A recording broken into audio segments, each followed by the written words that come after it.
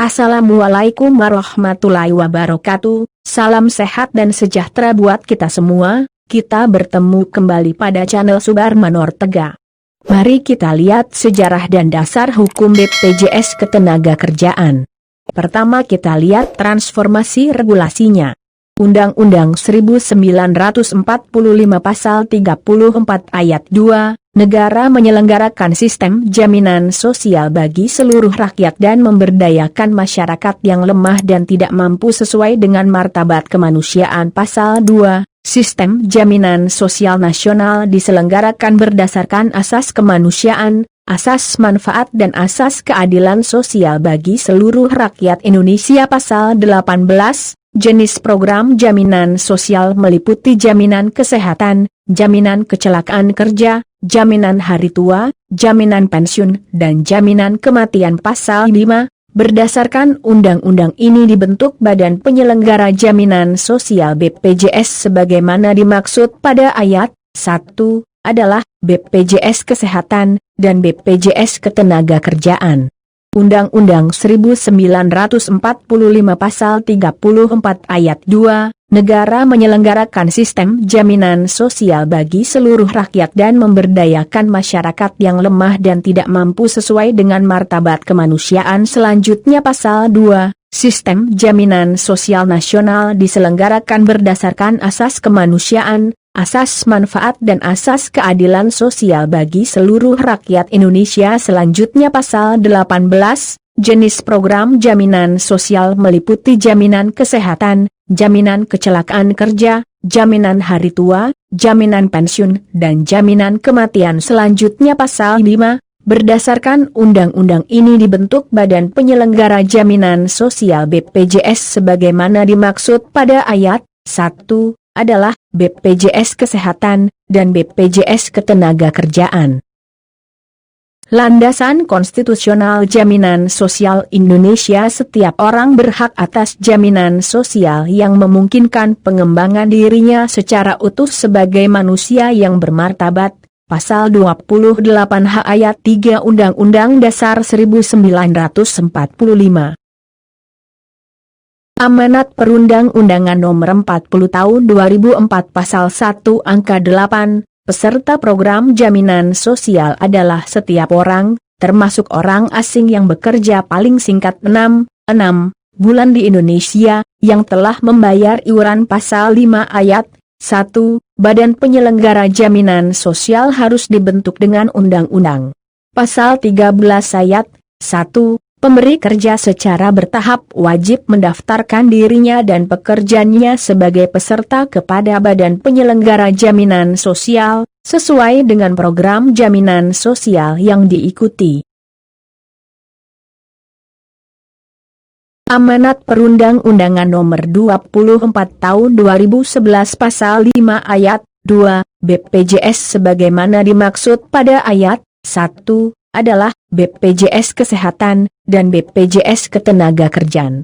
Pasal 6 Ayat 2, BPJS Ketenagakerjaan sebagaimana dimaksud dalam Pasal 5 Ayat 2, huruf B menyelenggarakan program jaminan kecelakaan kerja, jaminan hari tua, jaminan pensiun, dan jaminan kematian.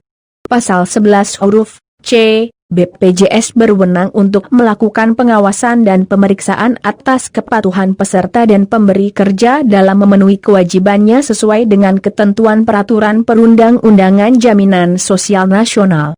Pasal 11 huruf F, mengenakan sanksi administratif kepada peserta atau pemberi kerja yang tidak memenuhi kewajibannya. Pasal 11 huruf G, melaporkan pemberi kerja kepada instansi yang berwenang mengenai ketidakpatuhannya dalam membayar iuran atau dalam memenuhi kewajiban lain sesuai dengan ketentuan peraturan perundang-undangan.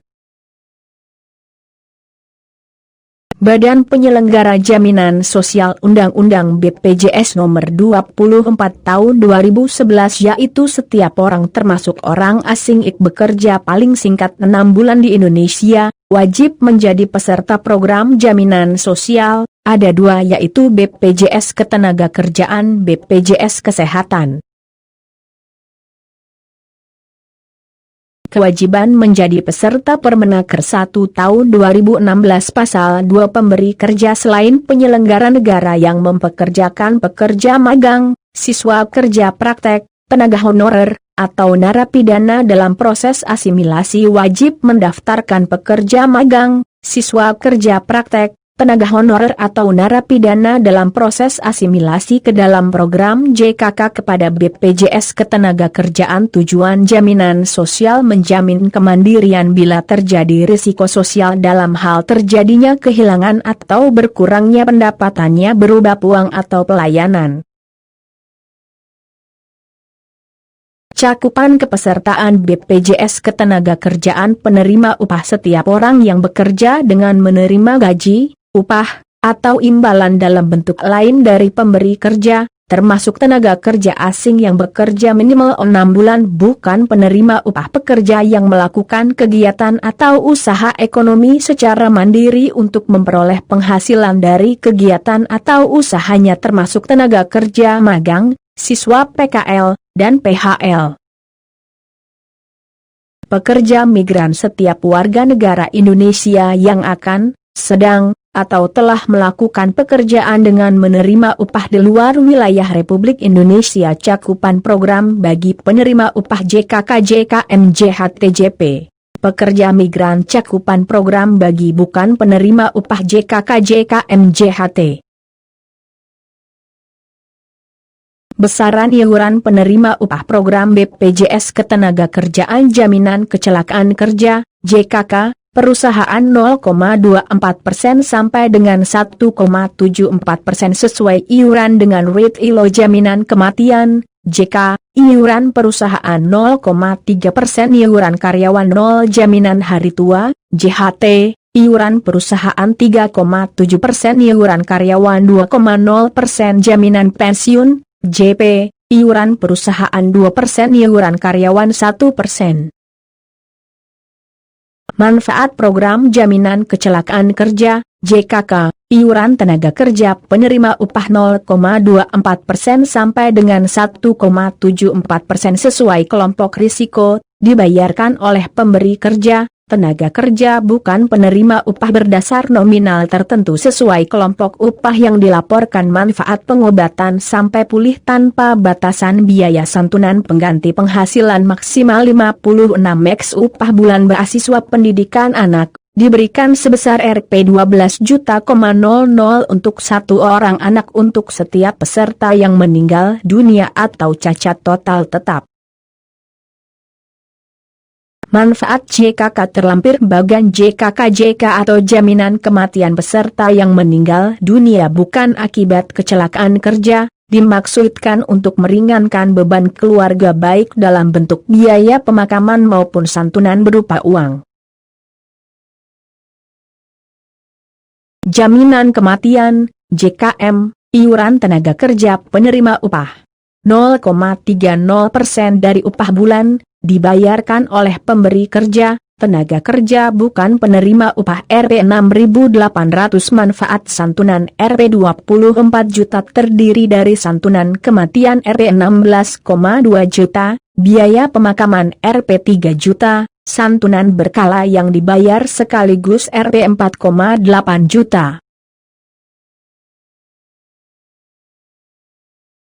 Iuran tenaga kerja penerima upah besar. Iuran 5,7%, 3,7% dari pemberi kerja, dan 2% dari pekerja, tenaga kerja bukan penerima upah berdasar nominal tertentu sesuai kelompok upah yang dilaporkan. Manfaat akumulasi iuran ditambah dengan pengembangan pengambilan manfaat sebagian setelah kepesertaan 10 tahun, 10% untuk perencanaan hari tua atau 30% untuk kepemilikan tempat tinggal bagi peserta terkena PHK mengundurkan diri. Manfaat dapat langsung diambil seluruhnya setelah masa tunggu 1 bulan. Terlampir bagian manfaat dari hasil pengembangan jaminan hari tua, JHT. Pajak final dan pajak progresif. Perhitungan pajak diberlakukan atas arahan Ditjen Pajak sesuai dengan Peraturan Kementerian Keuangan, Peraturan Menteri Keuangan Nomor 16/PMK 03 2010 pajak final dikenakan pada tenaga kerja yang belum pernah melakukan pengambilan saldo sebagian BPJS Ketenagakerjaan dengan ketentuan, saldo Rp 150 juta tidak kena pajak, saldo di atas Rp 50 juta dikenakan pajak 5%, pencairan DNJHT 10% dan 30%, sebagian saldo akan dikenakan pajak progresif yang besarnya disesuaikan dengan nilai saldo akhir JHT peserta. Ketentuannya adalah sebagai berikut. Jika saldo JHT Rp 1 Rp 50 juta pajaknya 5%, jika saldo JHT Rp 50 juta 200 juta pajaknya 15%, jika saldo JHT Rp 200 juta 500 juta pajaknya 25%, jika saldo JHT di atas Rp 500 juta pajaknya 30%. Pak Bandi memiliki saldo JHT senilai Rp 120 juta kemudian mengajukan klaim DNJHT sebagian 10% dan mendapatkan Rp 12 juta. Sehingga sisa saldo JHT-nya saat ini menjadi Rp 108 juta.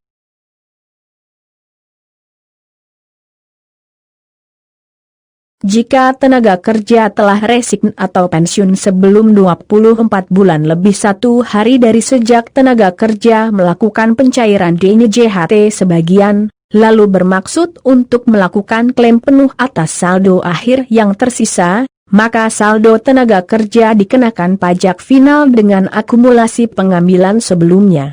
JP atau Jaminan Pensiun BPJS Ketenagakerjaan diamanatkan untuk menyelenggarakan program jaminan pensiun sesuai UU Nomor 24 Tahun 2011 tentang Badan Penyelenggara Jaminan Sosial, BPJS, Pasal 6 Ayat 2. Dibayarkan ke pekerja apabila mencapai pensiun mengalami cacat total selama-lamanya meninggal dunia. Terlampir bagian jaminan pensiun, terlampir juga layanan tambahan dari BPJS Ketenagakerjaan.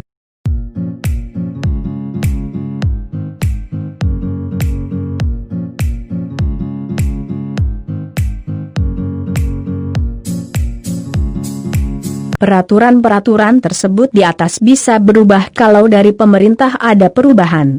Demikian pemaparan mengenai BPJS Ketenagakerjaan yang pekerja agar mengetahui dan memahami benefit apa yang didapat setelah pensiun. Semoga bermanfaat untuk kita semua. Terima kasih. Jangan lupa like and subscribe untuk yang belum. Wassalamualaikum warahmatullahi wabarakatuh.